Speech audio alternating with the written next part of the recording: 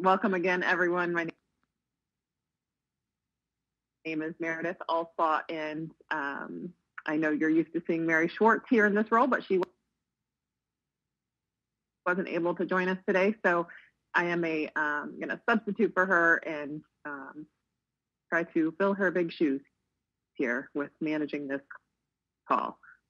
Just, as a couple reminders here, a couple housekeeping things that we'll talk through. The purpose of this call today. Why are you here? You're here because you are an HMIS lead or a system administrator, and because you are invested in the HUD SNAP data strategy in your community, and you care about HMIS, and you want to hear the latest and greatest that HUD and everyone has to offer and say about HMIS. You may also be participating in ESG CV uploading into Sage because of CARES Act funding. And then on this month, on the call this month, you might also be a COC leader who has joined special so that you can participate in the LSA feedback session. We will be very interested to hear your feedback today later in the call. So if this is your first time on this call, welcome. We are very glad that you have joined us today. During the call, as per usual, all participants are muted. There is a Q&A box. Please feel free to use that Q&A box to ask all of us questions. It would be very helpful while you do that, though, if you would put some context to your question, maybe reference a slide number or a topic.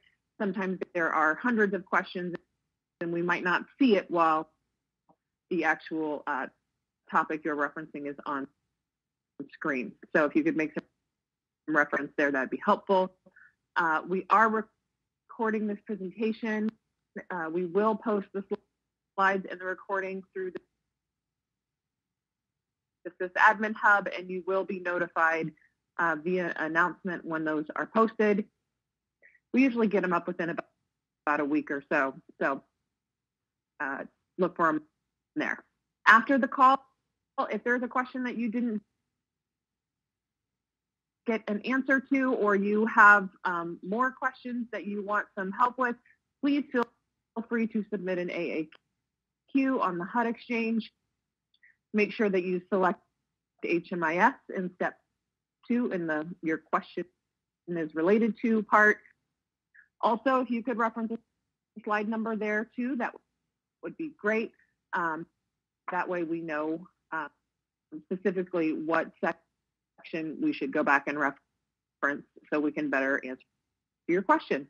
And of course, let us know you were on the SysAdmin webinar. That'd be great. So we have quite a few folks on the phone now. Thank you all so much again for joining.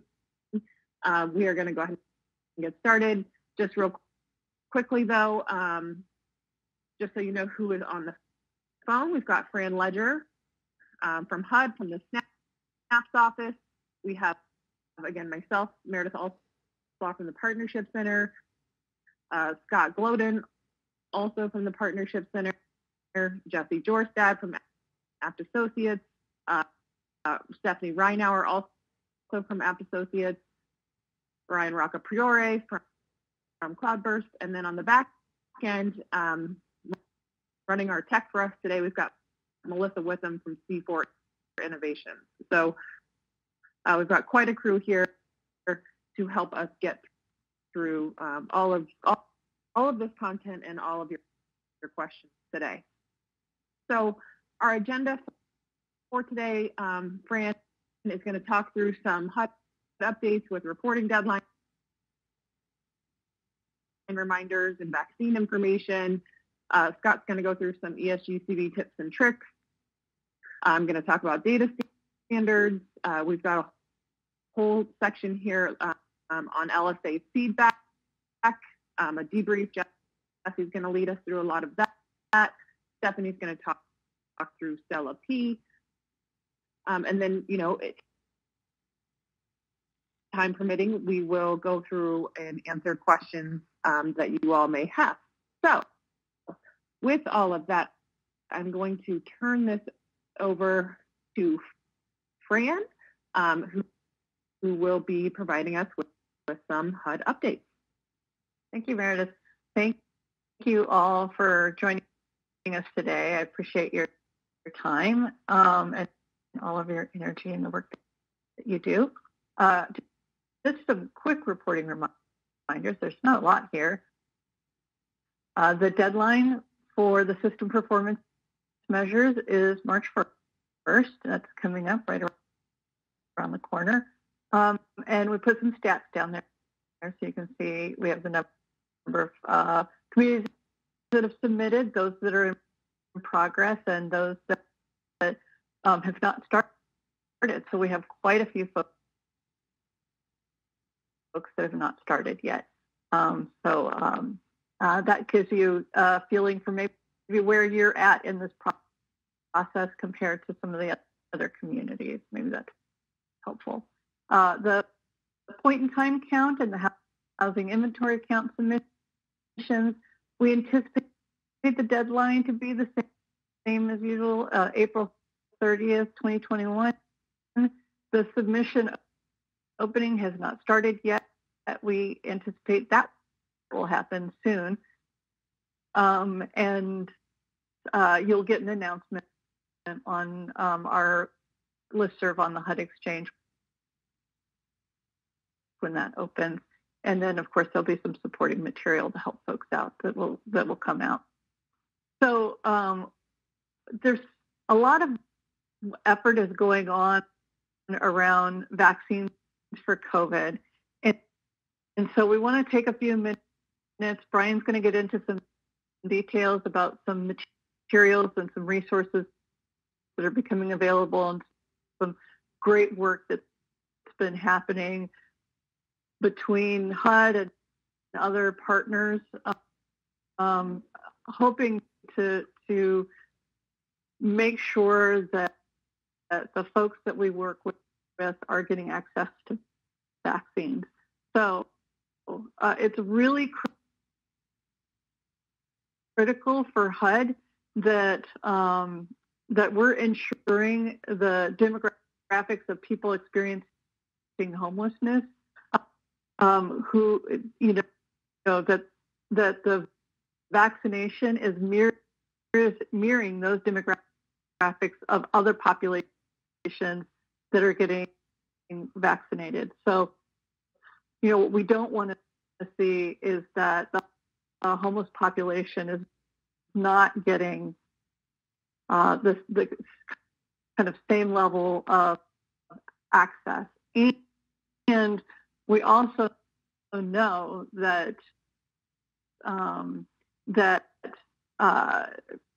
we have portions of people that are having more difficulty with COVID, and this has to do with a lot of things. But one of the critical messaging that's coming out, and especially if you've been on the office hours that happen on Friday, like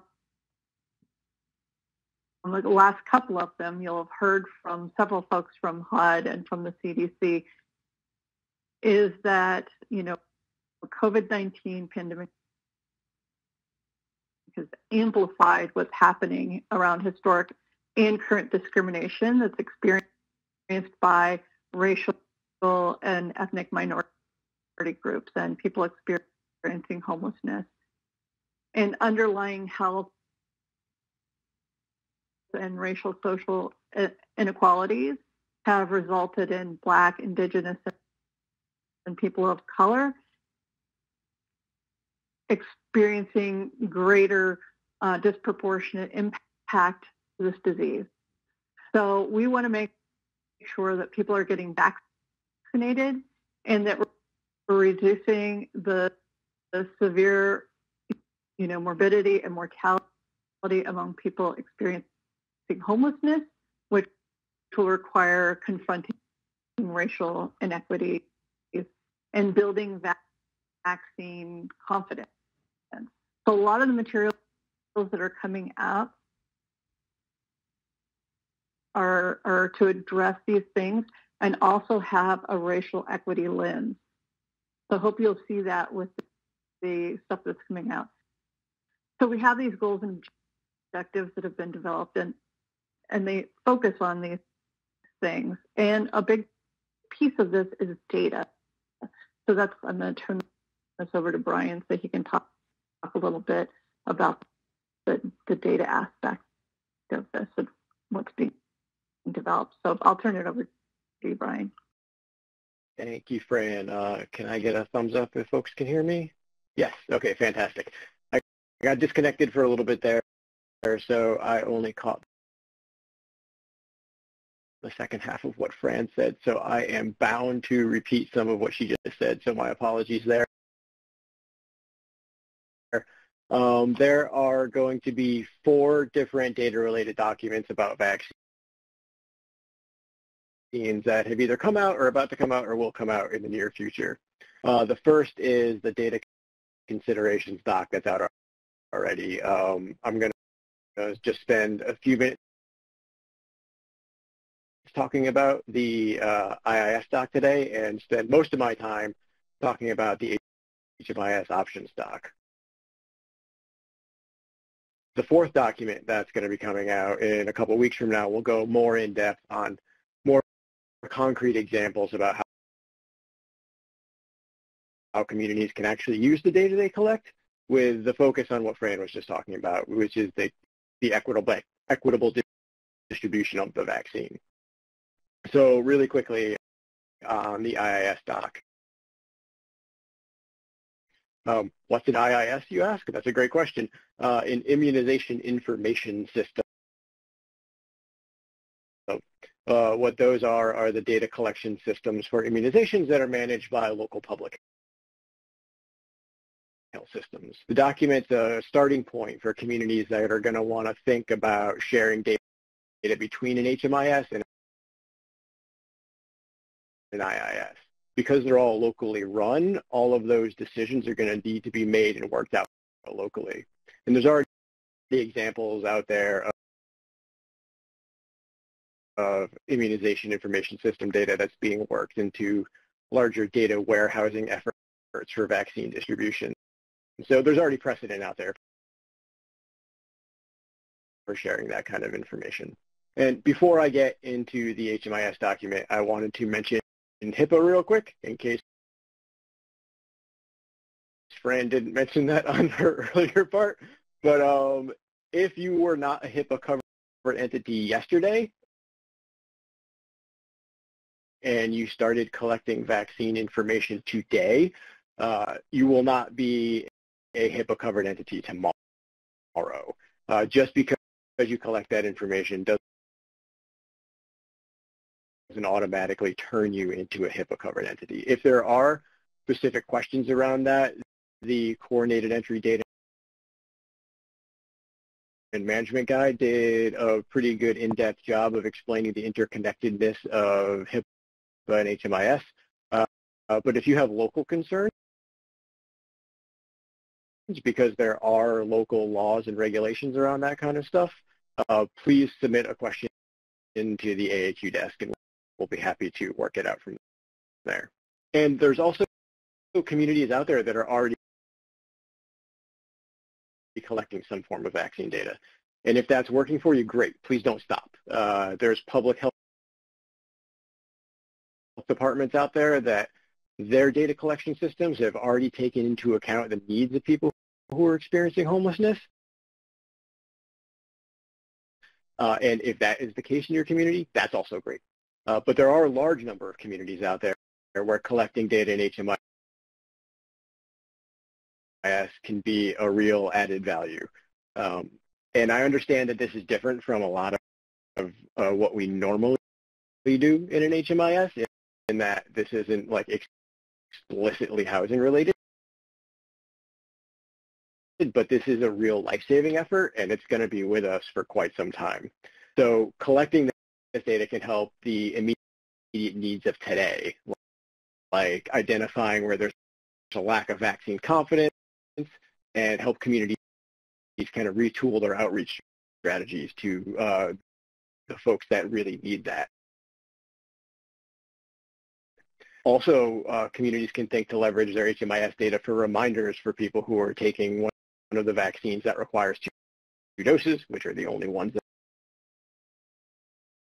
that exist right now in the U.S., the Moderna and Pfizer ones. And then long-term, helping to mitigate COVID outbreaks in congregate shelters as time goes along. And again, apologies if I'm repeating it, but this bears repeating. There's no requirement to do this. This is in no way a mandate. HUD doesn't plan on requiring recipients to report vaccination data as part of its official reporting requirements. So with that, my last personal plea here before I get into some details, if you're not going to use this information, don't collect it for the sake of collecting it. As you are all acutely aware, people are burdened with data collection efforts as much as they can possibly be. And we don't want to add to that if we don't have to. And we certainly don't want to ask people questions who are, folks who are seeking services more questions if we're just going to collect it for the sake of collecting it. So with that, we are going to be proposing a couple optional data elements for both screening and then tracking actual vaccine information. The set of screening questions gets to that vaccine confidence I was talking about before, and those were developed in conjunction with the federal partners, Healthcare for the Homeless and the CDC. So, are you willing to take the vaccine? If no, why not? With some national standard responses like, it's too new, it might make me sick, and other ones that have already been tested in other settings with folks who are experiencing homelessness. Then asking the question of what it might take to get them to feel safe taking that vaccine. So the next set of questions are designed from the immunization information systems data elements, and that could really allow HMIS to assist in the vaccine distribution process. They're all outlined in the document that I'm hoping will come out in relative short order, ideally today, but if not, it should be out in the next few days. It goes in depth into things like, did you get the vaccine? When did you get that vaccine? What kind of vaccine did you get? So we can really allow HMIS to be that value add in helping people navigate the vaccination process. When they are released, it will be out in the upcoming vaccine newsletter, but there will be a separate and distinct outreach, just like we do for the reminders for these meetings, through the vendor hub. If you are not the vendor hub, the HMIS lead and admin hub, but also to the HMIS vendors, because we are outlining all of the documents or all of the data elements and their response options. So we're going to be reaching out to the vendors, to the HMIS leads, and to the COC leads all at the same time, so we can cover as much ground as possible. And with that, I have been woefully ignoring the Q&A box. So if there's anything in there, I will go in and answer those questions, and I will give it over to Meredith and Scott from PCO. Thanks so much. And it doesn't look like you got too far behind on the questions. I think folks were really listening to everything you had to say, and there weren't many questions that came in. So hopefully it'll be easy on you. So with that, let's turn it over, Scott, to you to talk through some ESG reporting tips and tricks. Absolutely. Can everyone hear me okay? Seems like it. Okay. And I know that we're billing this as tips and tricks. I promise you there are no tricks. It is just a very methodical process of how we go through things, and I'm going to walk us through and hopefully do an overview. So we really wanted to take a quick dive into what this 3-day hold is all about during ESG reporting. We know that everyone is aware that ESG is a pretty unique reporting structure, and a lot relies on a system of checks and balances put in place between recipients and HMIS leads, providing dual support through this process. So even though many people are familiar with this process, we want to do a refresher on it, and we want to make sure that any new HMIS leads or sysadmins coming into the loop just get an additional review. So following along on screen, kind of going top left down on through, it is the ESG recipient who has direct access to Sage, not the HMIS lead for this process. The ESG recipient is responsible for entering funded projects into Sage and for bundling the projects together based on project type. Once the projects are bundled, the recipient sends an email from Sage to the HMIS lead or the victim service provider contact with a link to a unique reporting portal where HMIS leads submit their uploads. However, the part that gets a little tricky is as soon as the recipient sends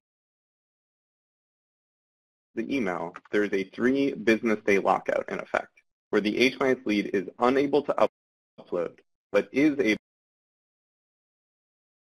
to review the bundles and take any issues they find back to the recipient for correction.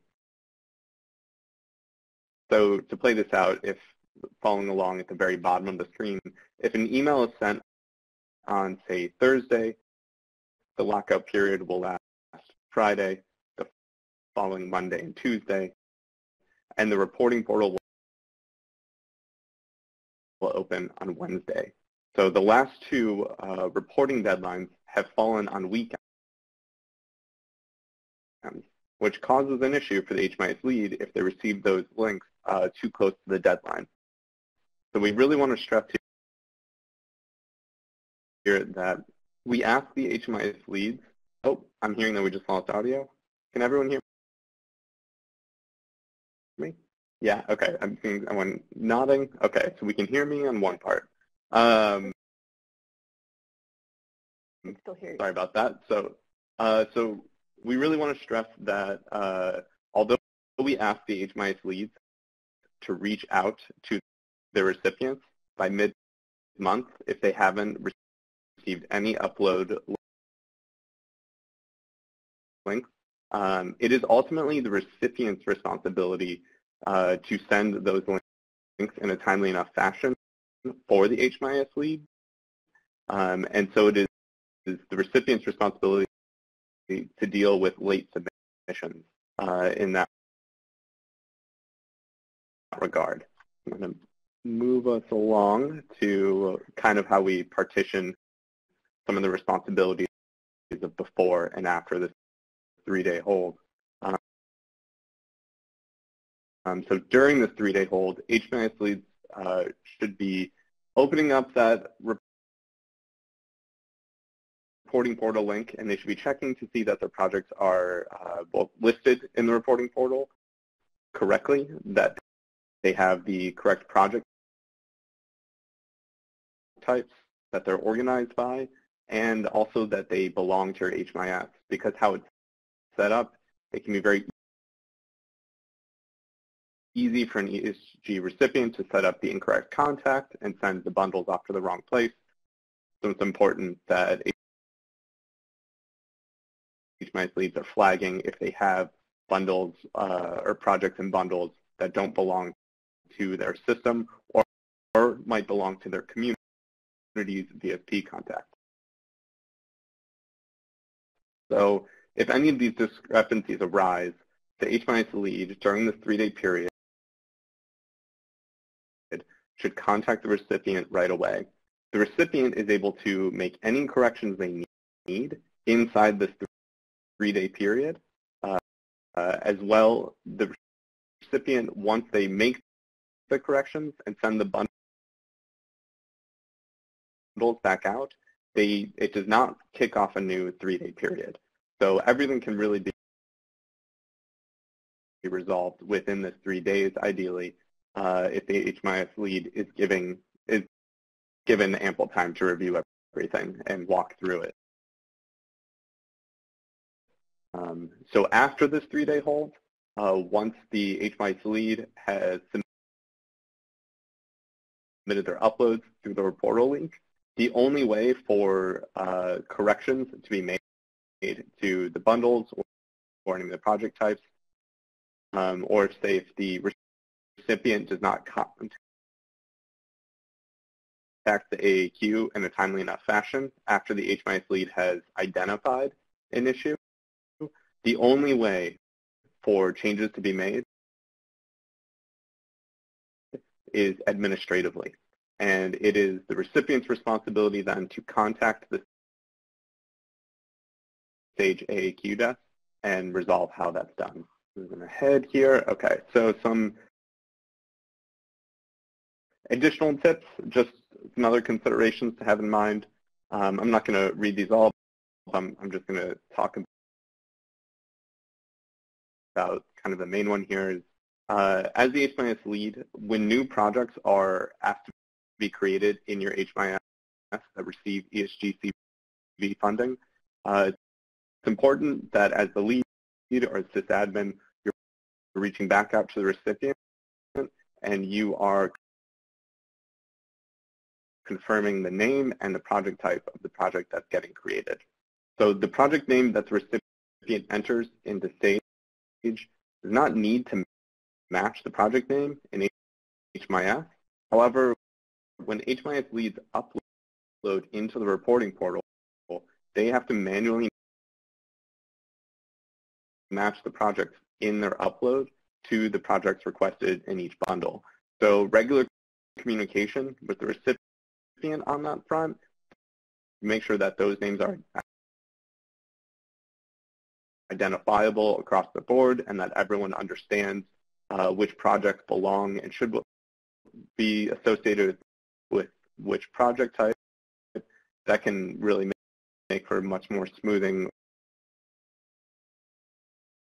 reporting turnaround to have those conversations ahead of time, truly. So beyond that, just a friendly reminder to always double check dates when generating the CAPR report.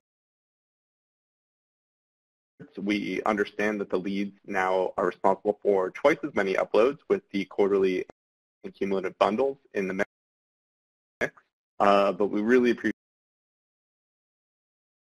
the diligent work on the HMIS leads part to getting both of those up there and making this data collection process as accurate as possible. I believe that is all on regarding tips and tricks. I'm going to swing it back to you, Meredith. Thanks. So I know that there were a few questions that were submitted while Scott was talking. He will tackle those right now, and we'll get those taken care of. So let's change gears here a little bit. Let's talk about the FY 2022 HMIS data standards changes. We, as you all know, HUD has been committed to going to a 2-year process for updating the HMIS data standards. So we have not taken a look at any changes to the HMIS data standards since the current version went into effect on October 1st of 2019. But we have been working very hard. HUD and their federal partners have been working very hard over the last several months trying to come together to talk about what potential changes might need to be made in the FY 2022 data standards, which would go into effect on October 1st of 2021. So we have been working very hard. We've talked on this call a couple of times about some different topics related to the HMIS data standards. You all have been able to provide us with some very helpful feedback at NHSCC and through the AAQ and some other venues. So we are very appreciative of that. Today we're going to talk through a little bit at a high level of what the changes are that we're considering, that HUD is considering in their federal partners. Before we dig too deep in that, though, I do want to highlight the timeline. I think we've looked at this before, but just as a reminder, we are in this sort of orange striped circle here where we are working with the federal partners. We've had several meetings with HUD and the federal partners, thinking through what their change requests are, processing all of the other change requests that have come in from the different avenues, with the expectation that all the federal partner changes will be signed off on and approved by March 5th. We also anticipate that any of the other sort of changes would also be signed off on, and not, so not just the requests of the federal partners, but the requests and the changes that were brought about through these other venues all will be signed off on in March also,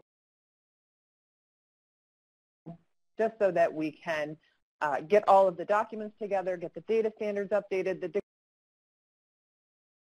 dictionary updated, the mapping guidance, all of those different pieces that go into this, so that we can get those out to the vendors at the beginning of April. We would then turn around and provide all of that information to the COCs and the HMIS leads on May 3rd, I think is what we're shooting for there,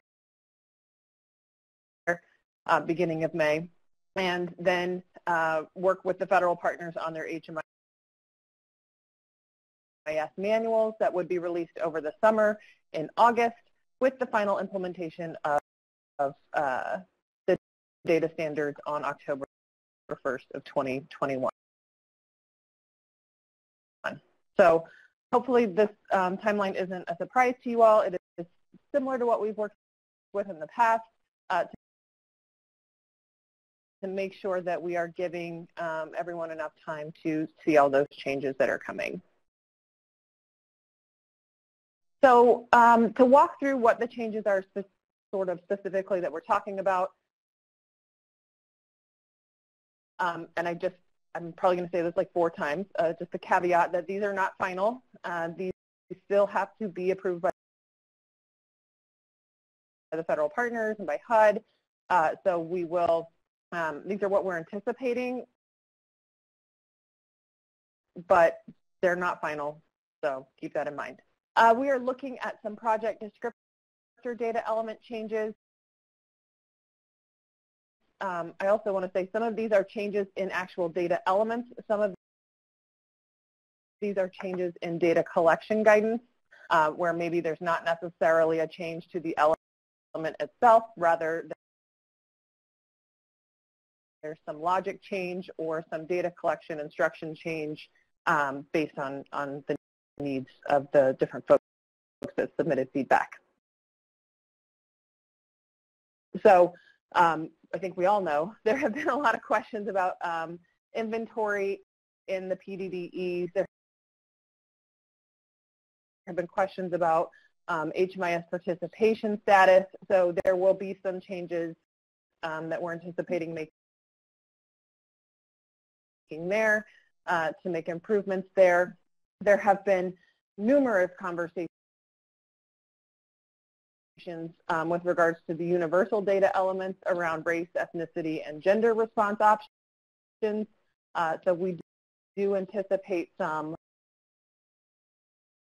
language changes with those three data elements in particular. There is a lot of conversations still happening with HUD and their federal partners about what they can change, but we do anticipate at least field label changes being made to be more inclusive in those three data elements in particular. We're also looking at continuing to refine and clarify the housing move-in date data collection. There have been some questions about, in particular around, you know, I think we talked about this a couple of months ago, when to record the housing move-in date if the project is not paying for the rental assistance. So there will be some clearer guidance provided on that. We're also thinking about some additional guidance around dual enrollments. Again, this has been something that probably is fresh on everyone's mind as a result of the LSA, but we're looking at how this potentially could be addressed in the data standards. We're also looking at some changes in the common data elements, specifically around label changes. So with the mental health and substance abuse data elements, there are some changes to the actual data element names under consideration. So instead of, I think it's mental health problem, it would be mental health disorder. Instead of substance abuse, we would say substance use disorder.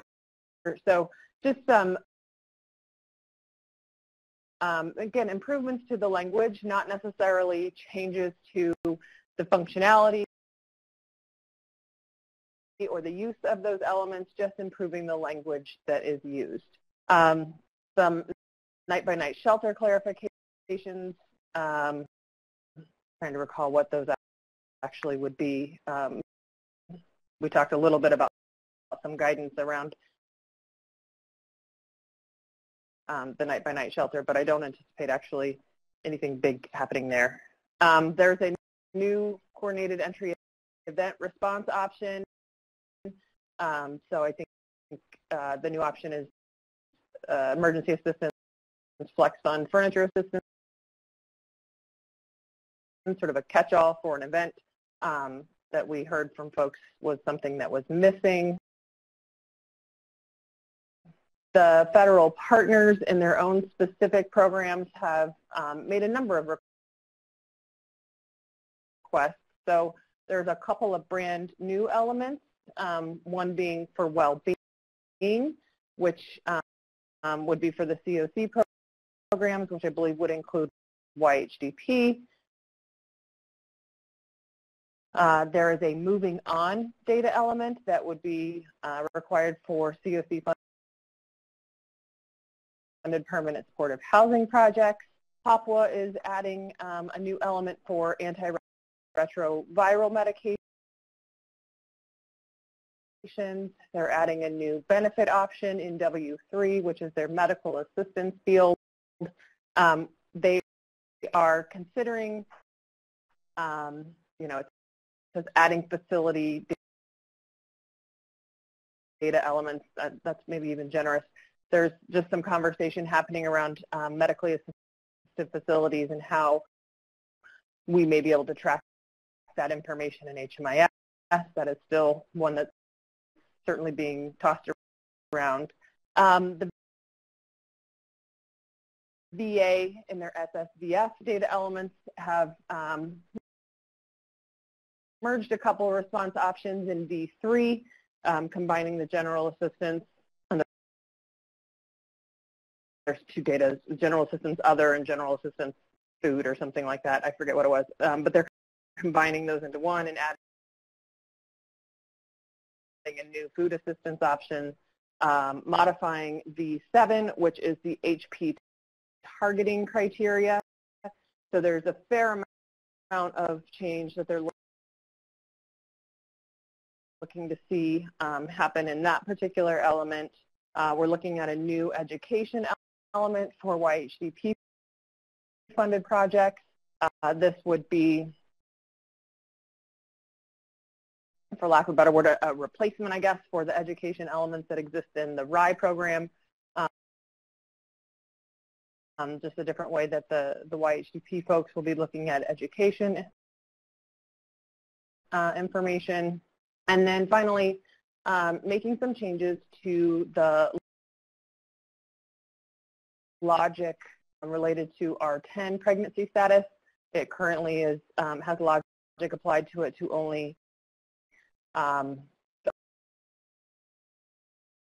be asked of people who identify as female, but this has going to be expanded to be more inclusive of transgenders. So more to come on how exactly that will all play out, but those are the changes that are anticipated. They're mostly, like I said, mostly label changes. There's a handful of new fields, new data elements. I don't believe that there are any that are going away at this point, but there aren't very many new ones. So more to come on that. Our hope is that by next month we'll be able to actually look at these in a little more detail and show you what the fields actually will look like. As I mentioned, the vendors will have this at the beginning of April, and then it will be released out shortly thereafter for all of the SysAdmin. Okay, so I think that was it for data standards conversations. I'll look through the questions if there's any questions, and at this point, though, I'm going to turn it over to Fran to talk through the LSA feedback session. And I just want to say a follow-up thing on the data standards. I'm very excited that we're to the point that we're at.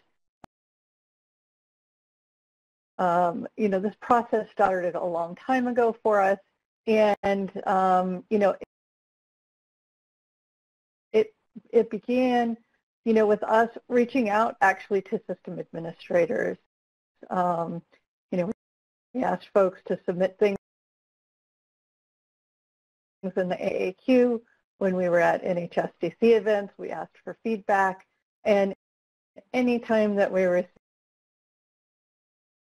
receive, not specifically requesting AAQs just specific to the data standards, but when we receive AAQs where people are having issues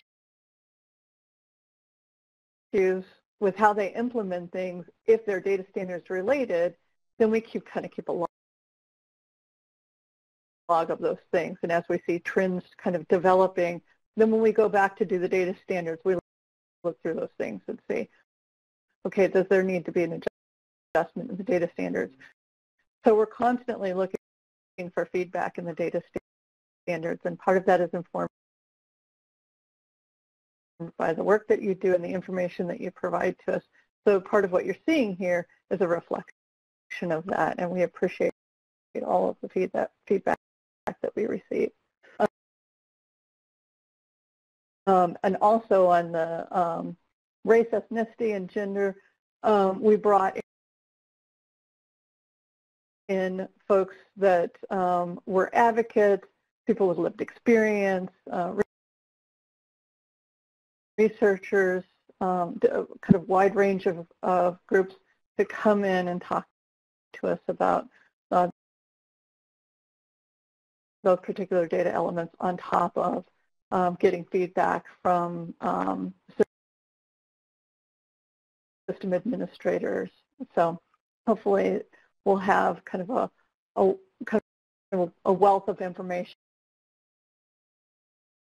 to then look through and see of all the good ideas, what can we actually bring forth this time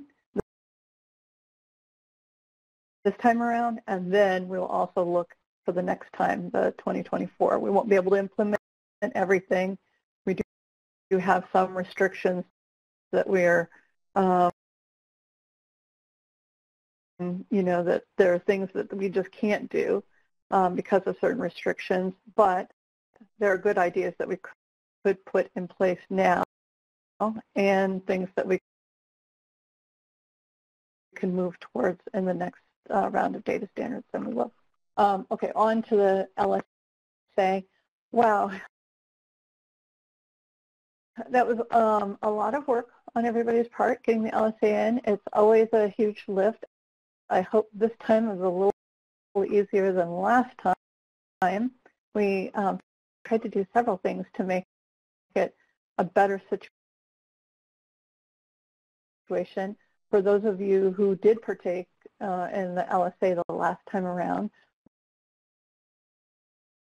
we had gathered feedback and tried to implement some changes in our process. And so we're hoping that the changes that we did actually resulted in some improvements. Also, I want to say, keeping in mind that all the things that you did in your LSA work and kind of going back and doing a lot of that data quality cleanup and work with the liaisons helps you with your data moving forward, because it really impacts all of the data in your system. But just like we did the last time, we want to continue to improve this process, and we know that there is room for improvement. So I'm going to hand this over in just a second for Jesse to kind of take this process over. But we wanted to create an opportunity to have a debrief with you guys. And we did the same kind of debrief with the vendors, because we wanted to know from the vendor perspective, they did a lot of the programming. We were presenting specs to them and code changes, and they had to implement those things, and we were giving tight timelines, and there was a lot of small changes we had to make, and so just as you guys are doing a lot of work, they're also doing a lot of work, and so we have to balance all of that stuff that's going on and try to make it as good of an experience for everybody. And in the end of the day, be able to get the information that's necessary for us to report to Congress, and that's of benefit to you guys in your community. And you'll hear a little bit more about that when Stephanie takes over and talks about what you guys will be able to do with the LSA data. But Jesse, I want to turn it over to you now to kind of run this debriefing, and I'm, of course, around to help out. All right. Thanks so much, Fran. Again, just to echo what Fran said, thank you all for the amazing work that you did during that reporting process. We know it was really intense, both for the LSA and some other deadlines that were competing with it. And we just really appreciate all your hard work and dedication. I thought we could start out by talking about what some of the most common issues were during the reporting process. So for fiscal year 19 and 20, the most common errors that people got were that there was not one head of household, so either enrollments where, or households where there was no head of household, or there was more than one head of household. That was really common.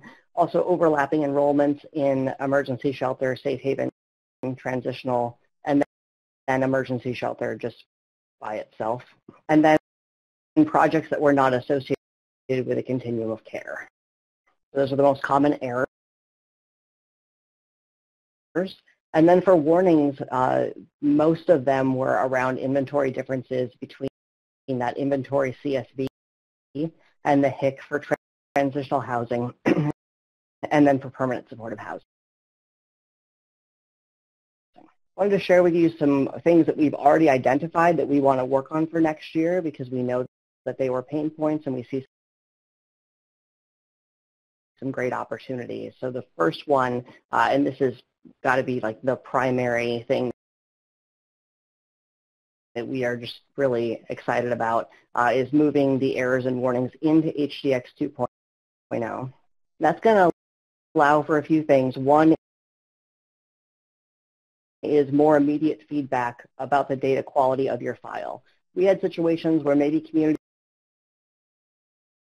were down to like 50 flags, and then they uploaded and all of a sudden they had 500 flags, but maybe they didn't know about that for a couple of days just because of the way that the communication was flowing. So that won't be the case if those flags are in HDX. So you would know right away. And in that situation, it was something like the date format was off and they just needed to export and re-upload, right? So we'll be able to kind of make that a much more efficient process. And then just a more efficient communication loop in general because of that. And it'll be clearer the relationship between the notes and the flag statuses and then the files that you're uploading. Right now, it was possible to have uploaded another file while your data liaison was looking at your notes from the last time, and then those things could get kind of out of sync, and that caused some confusion. So those are all things that would be addressed by moving the errors and warnings into HDX.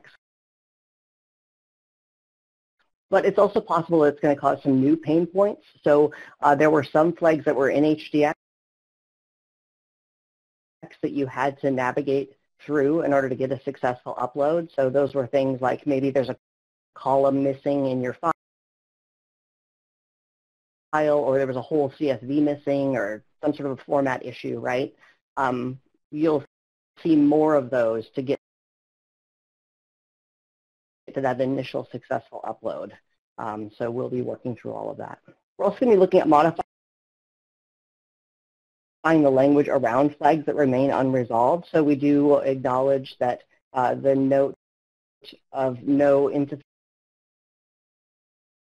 note was both confusing and not as helpful as it could have been. So we'll be working on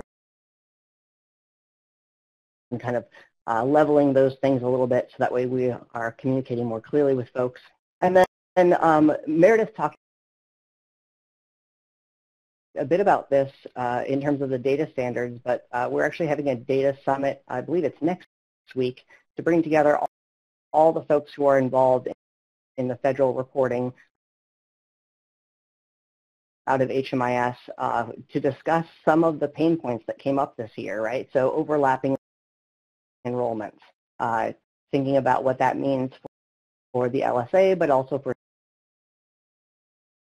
system performance measures and, you know, APRs and all the other reports that go on. We also acknowledge that we need to provide additional guidance around tracking inventory and clarify what the expectations are and make sure that those things are reasonable. And then a thing that came up this year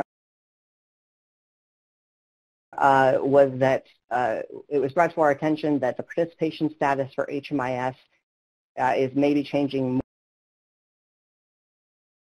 more fluidly than we were aware of. And so we need to think about, you know, right now, the way that it can be handled is to end a project and start a new project when that status changes. But we're going to investigate if there's a different way to handle that and then provide additional guidance. So, and then just generally how to provide reliable messages about observable data quality issues for the benefits of COCs in a way that's actionable, right? So we all understand that there is a challenge with the fact that the LSA is all aggregated data. And so if we find a data quality issue in your file, we don't necessarily know what like the enrollment ID is or the client ID or things like that. And so we can't provide that back to you, and then that leads all of you, to hunt around and try to find the right query to, unmask that issue. And not all of you have the same level of access to your data. So we want to make sure that you are aware that we are looking at ways that we can try to make that a smoother process for everybody. All right, so we do want to get some feedback from all of you about how the process went this year. There are going to be 2 feedback boxes on the screen. We want to know both what went well and was helpful, and then what also needs to be improved and was challenging. We need to know what was helpful so that way we don't accidentally get rid of something that you really liked. And we need to know what was challenging so we know how to prioritize. We're probably not going to be able to address all of the pain points, but we do want to know what's challenging. I see some of you are excited and are already typing, but hold on just 1 second. So I do want to just point out that there are over 300 participants on this call. And so to help us organize the feedback, I'd like to lead us through some topics. And if you can try to attach your thoughts to those topics, that's going to help us to get through that much more quickly when we try to digest all of this feedback that we're about to get. Now, we're not going to throw it out if you stick it on the wrong topic, and at the end, it'll just be a general, anything else you have to say that you haven't been able to say yet, we'll make sure that you have that opportunity. So the first thing I'd like to discuss is the HDX interface. Pros and cons, how did it go this year? There were some changes. So it sounds like uploads were easy. Having the errors in the DQ in HDX was helpful. On the flip side, error codes that don't require a crosswalk are easier to understand at face value. Being realistic about how enrollments actually happen in COC is that we need to take a closer look at that. I'm not going to read everything that comes in. I just am uncomfortable with silence, so I'm going to read some of them. Right. Okay. And in no particular order, just as they're popping up here. So just a general comment that it was easier than in years past, which is great. Some requests for clearer language on the error codes. A comment that staff is buried and it's not easy to know where to go for things. That's a great point. There are so many documents that have guidance for HMIS admins. It can be really challenging to find out where is the right spot to figure out what the requirement is. Sounds like HGX didn't present any issues for Washington 501. Great to hear. The LSA seemed to generate errors outside of the reporting range. Head of household errors overlapping enrollments. Yep, so just kind of echoing that, finding the actual issue, finding that one household that doesn't have one head of household. Definitely feel you on that. We sat with a lot of communities as they were trying to figure those things out. Sounds like it was better overall, but sometimes they were waiting over a week for responses. Yep. looks like it would be helpful to have guidance for each possible error and warning and to better understand. Good communication with liaisons. We have talked a bit about having a training that helps folks to understand, how to kind of go through their flags, and even if you get to a place where you can't resolve a flag, like what the information is that we're looking for, because there were so many communities that put a lot of effort into their flag feedback, and then it wasn't quite the information that we needed. So we do want to help you guys through that a little bit more. Yep, it sounds like the leg just really was bringing people down and costing valuable time. So we definitely want to work on that for next year. Sounds like some folks reached a state of apathy by the time we got to January 31. Definitely can understand that. All right. Sounds like people found their liaisons to be really helpful. Sounds like it wasn't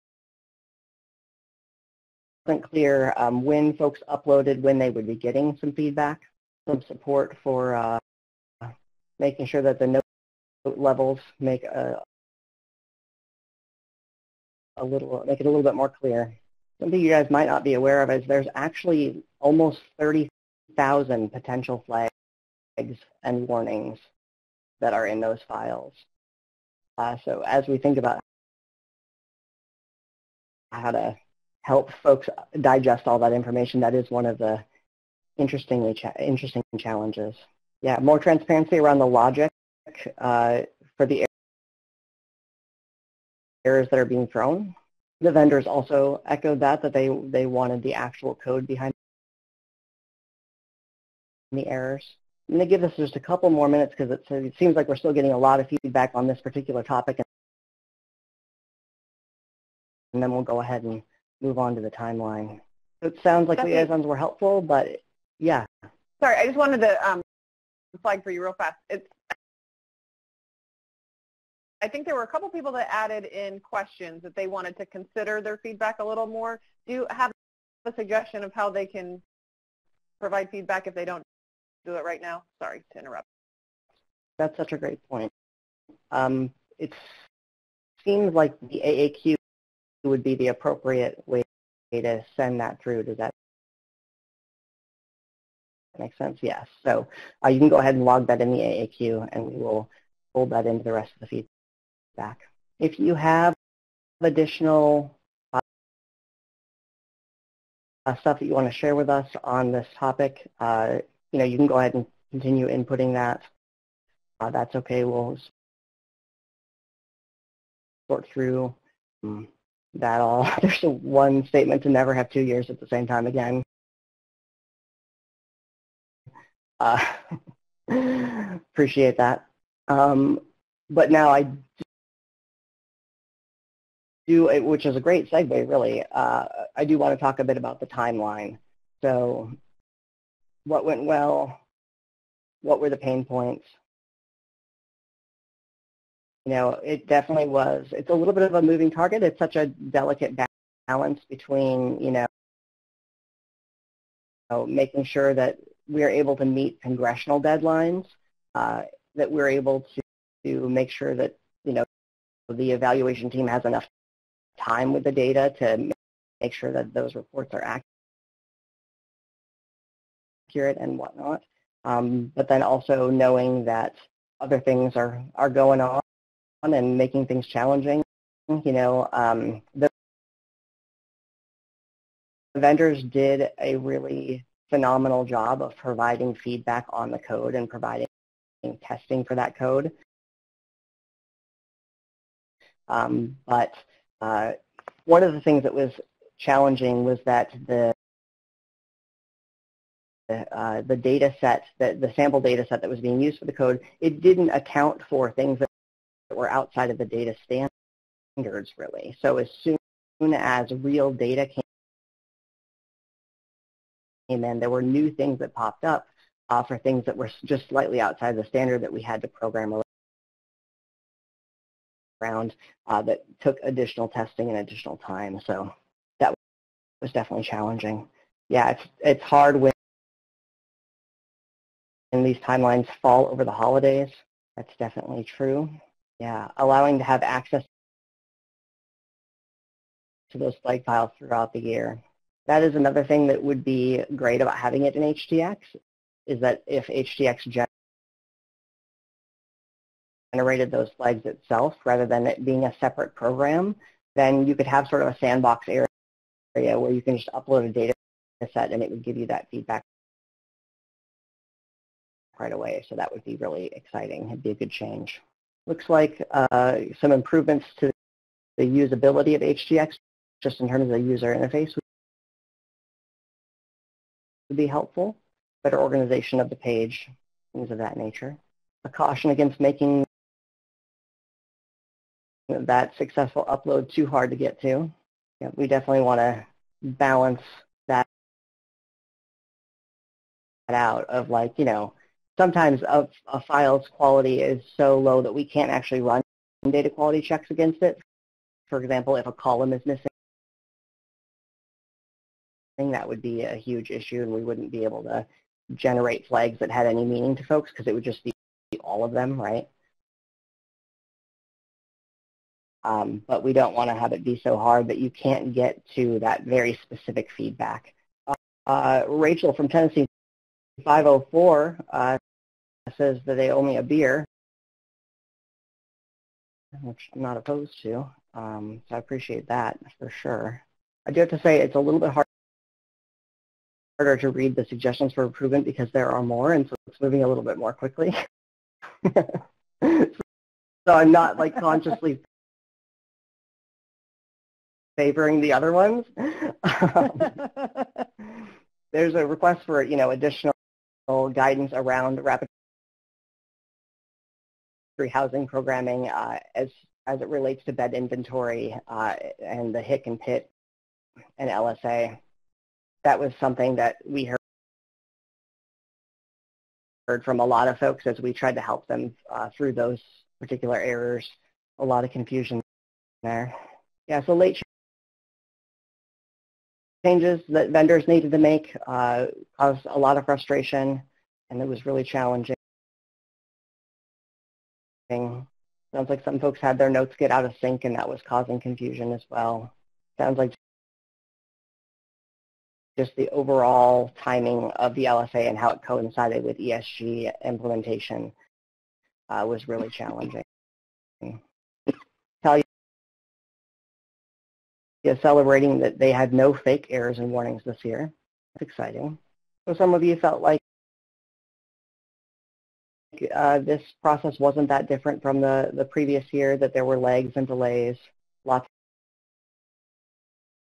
of time spent over and above your regular hours to try to turn this around. Yeah, sounds like folks didn't necessarily have an improved experience. I can't guarantee that you won't have to dread the holiday season for other reasons, but noted about how it relates to the LSA. Relief that it's over. Definitely appreciate that. Yeah, so while we didn't necessarily, you know, take care of all the communication issues this time around, I do think that one of the big wins was the notes way that it was handled. I don't know if you guys are aware of this, but on our end, liaisons were literally copying and pasting all the notes from file to file. And so that was a process that we were able to automate. And it did make turnaround faster, even though there were still lags. Okay. So again, if you have additional comments on the timeline, you can go ahead and keep on putting those in, or you can send them via the AAQ.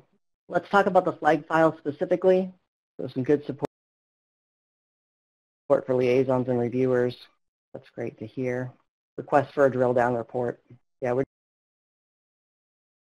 definitely interested in ways that we can, you know, help communities have better access to their data quality in a meaningful way, and a way that they can respond to.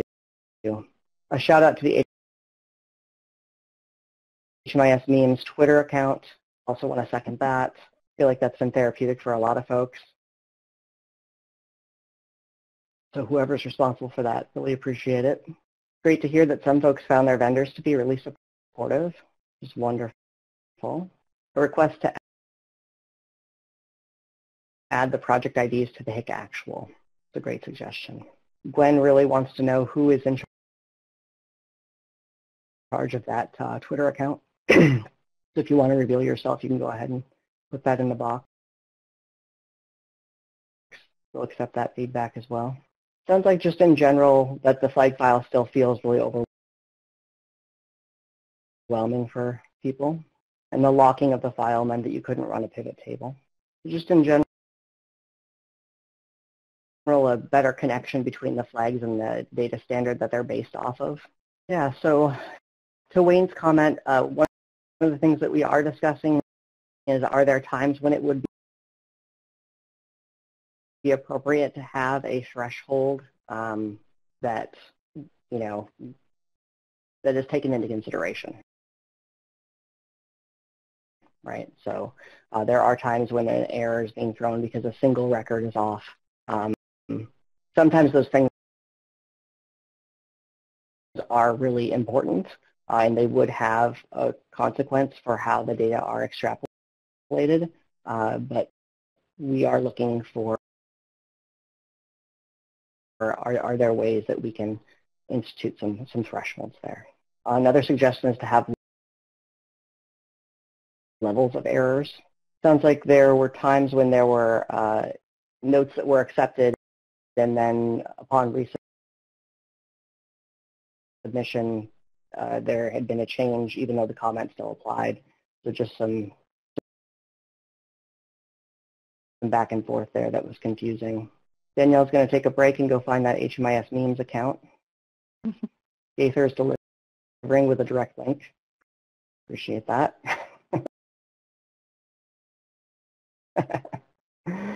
Yeah, just speaking to the need of being able to run that flag file. A request for training on the flag descriptions before that first EW file is sent out. Yeah, I think it will be good for us to spend a little bit of time to see if there's ways that we can reformat the text of the flags, because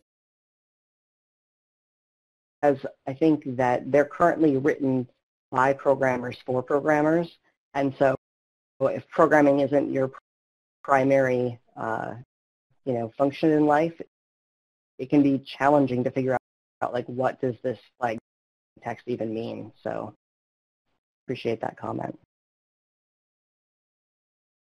Yeah, so a comment about filtering out flags that were vendor issues. There are some challenges with that. Number one, if something ended up on the vendor file, it was just because we thought that the vendor's assistance would be needed to figure out what the issue was.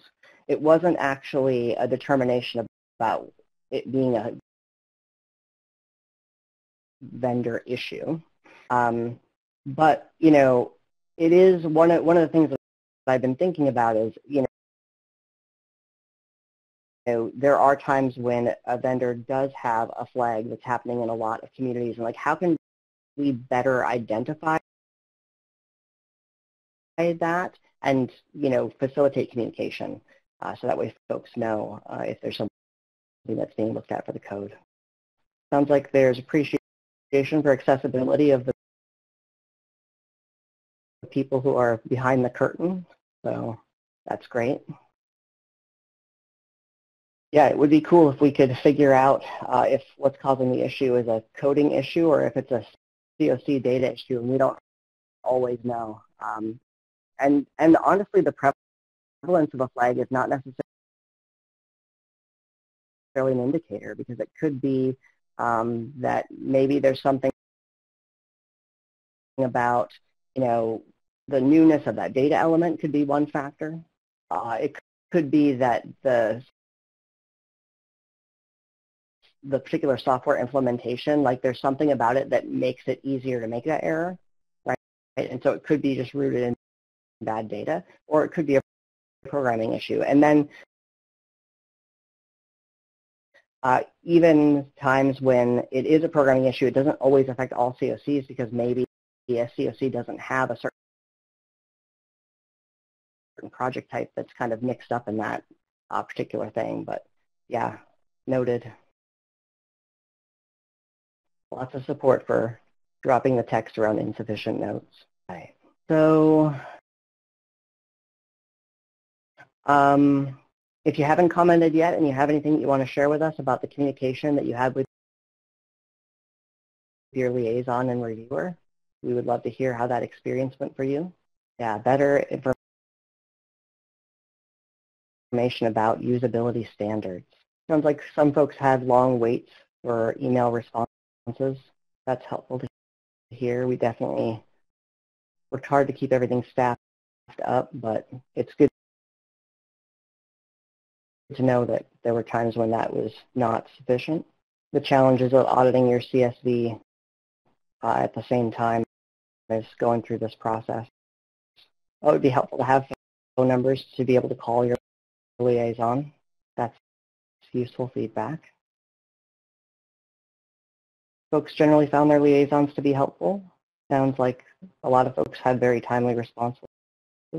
Sounds like some of you might be on Twitter right now looking at memes rather than providing additional feedback. I totally get that. But maybe bring it back here for a couple minutes. We're gonna wrap this up. We appreciate all this awesome feedback. Yeah. So if you have anything that didn't fit into these categories, you can go ahead and add that now. If you don't get done typing it by the time these boxes disappear as we move on to the next slide, again, you can send that through the AAQ. Really appreciate your thoughtful feedback and your amazing partnership through this process. All right, we're going to go ahead and move on at this point. Thank you all so much. I'm going to hand it over to my colleague, Stephanie, to talk about all the reasons that we go through this LSA process. And, obviously there's the report to Congress, but then there's also the amazing gift at the end of the rainbow here. So for that pot of gold, kicking it over to Stephanie. Thanks, Stephanie.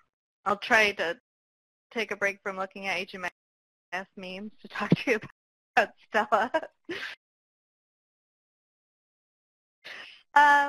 So I'm just going to do a kind of a quick Stella P update, and hopefully I'll be back next month with even more news. I'm just going to get it out in the open. What I'm sure everyone is wondering, because I get asked every day, is when can I Stellarize my my new data, and imminently, I think is the term, the preferred term. We're working really hard just fix a few last programming bugs as we've had to make updates in the system to accommodate the LSA specs for the 2019-2020 data. And so as soon as we are good to go, we will turn it back on and we'll send out a list or a HDX user message to everyone right away to let you know when you can revise your data. Wanted to go over just a couple things that are already available in Stella. The print all function isn't brand new, but it came out this fall during a real Stella quiet period when people were less interested in looking at 2-year-old data and starting to focus on their LSA for 2019-2020. And so there wasn't that much fanfare about print all, but it is a great feature, and what I think is especially great about it is it's something that came really from user requests from when we originally launched Stella, it was the most requested feature is to be able to print everything in Stella into a PDF to be able to share with people without them having to log into HDX 2.0 themselves. We have set it up with a few different print packages. You can print by a household type, you can print just sections of Stella, or you can print the whole thing. The reason it took so long is because of how dynamic Stella is with all of the different filters, and so it was a bit of a programming work to get that set up. But that is available now if you want to go in and look at your 2018 Stella data or local data set, and then as soon as we get Stellavise turned back on, you'll be able to use that function with your new data, and it's just another way to share Stella with more people in your community. We have the Stella overview video series that, again, just not brand new, but it came out when Stella was a little quiet, and so that is a good place to start if you haven't looked at Stella for a long time and you want to get ready to dive into your new data, or if you're new and haven't dug in, or if you want to onboard some new folks in your community to help them understand what is in Stella. And so that is on the HUD Exchange. I think we have the link on the next slide. And there's a lot of other resources there as well. I just wanted to highlight those two that have kind of snuck out in the fall when people weren't looking that much. And then we also have the Stella P Race and Ethnicity Analysis Guide. This will be updated as we get more equity insights programmed into Stella, hopefully in the coming year. But that kind of highlights the different parts of Stella you could use to do equity analysis. Coming soon, obviously, as we talked about, soon you'll be able to Stellavise your 2019 and 2020 LSA data sets, as well as local data sets if you want to do that. When Stella gets turned back on, there'll be some new trends graphs for households with days homeless and average days homeless. And so and currently you can only see trends for exits and returns data, but now you'll be able to see trends for 2018, 2019, and 2020 data sets, only for the official data sets. But that will be helpful to see if your COCs are on track with reducing homelessness and seeing how many folks are in your system. And also in the hopper coming soon is data universe video and graphics. So the data universes used in Stella can be very confusing, because they're different for each performance measure. And so we have some nice graphics, and we'll have an overview that will walk through those different data universes. That will be on the HUD Exchange as well. And we have more fun stuff coming later in the year. We're working on inventory pages, and I think I mentioned some insights for race equity insights, and export data tables, and other fun stuff. So stay tuned and check back to the HUD Exchange Stella resource page often. We'll also have some serve communications going out when we release some new things. And so right now, what you all should be doing is to kind of be ready the first thing is making sure your HDX 2.0 accounts are up to date. You all have had to be in there for the LSA, but if there's people in your community that you want to be able to go in and see and use Stella right away, then you want to make sure that they have an active HDX 2.0 account with read-only access to the LSA module will let them view Stella, and then you want at least one person that has write access, which could, it might be the person that was doing the LSA uploads already has that access, but if you want somebody else in your community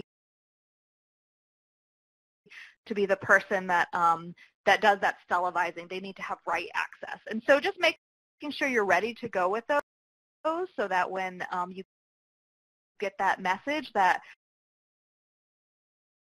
so that message will go out to everyone that has a login in HDX 2.0. So maybe someone will get that login and they'll want to go in and see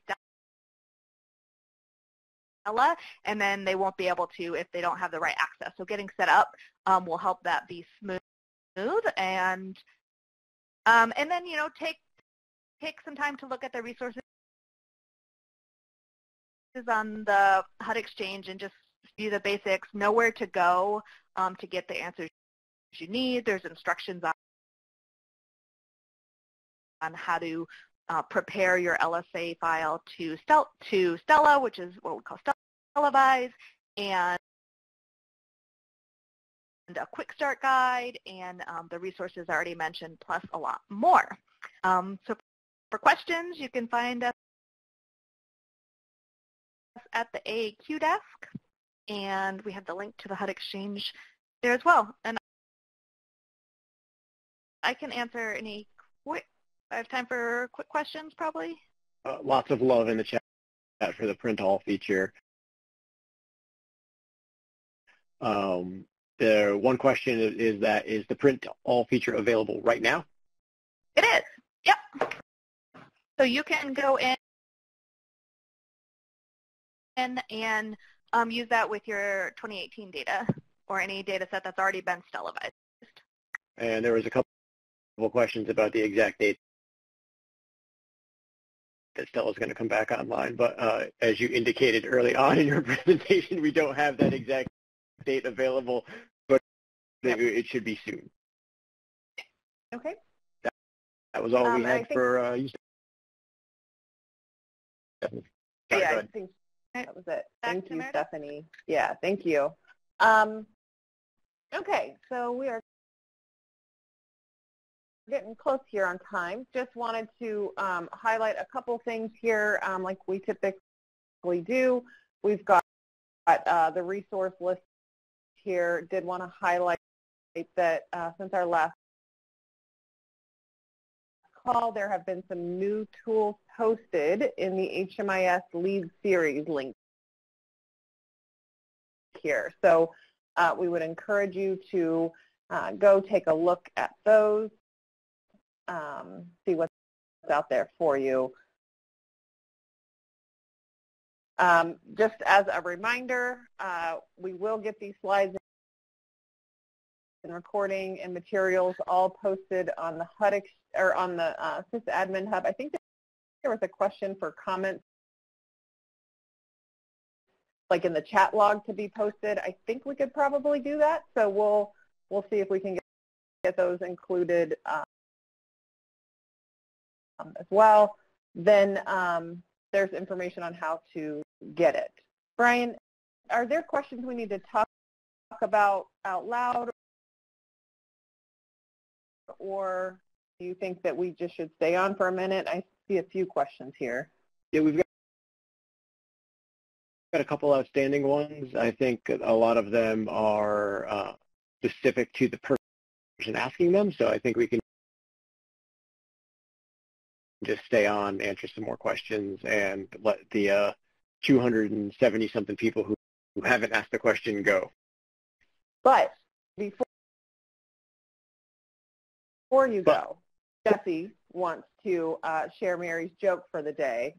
We came on and folks were concerned about our joke here, so we'll make sure Mary knows how important this is. But Jesse, go for it. All right, thank you, Meredith. Do you know why ants never get sick? No. Oh, why? Because they have little antibodies.